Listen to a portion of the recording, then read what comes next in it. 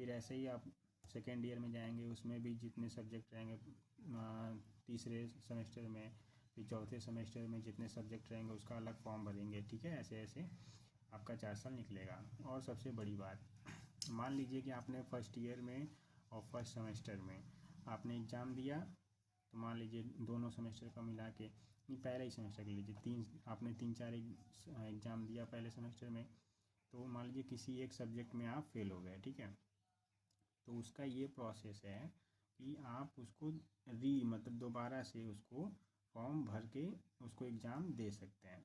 तो उसका अलग से चार्ज लगता है।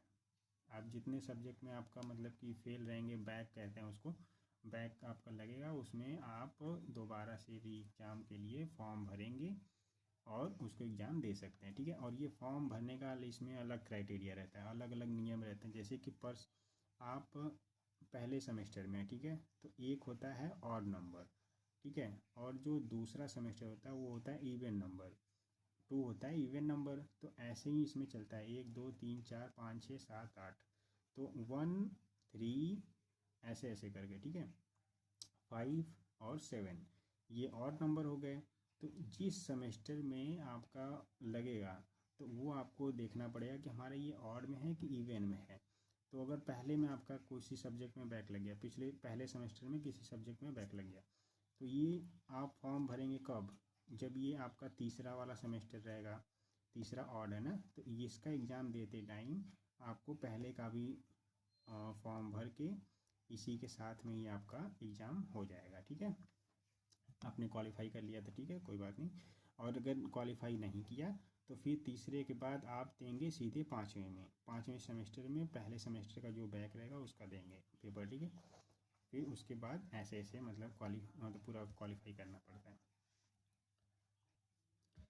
ये हो गया एग्ज़ाम का बारे में।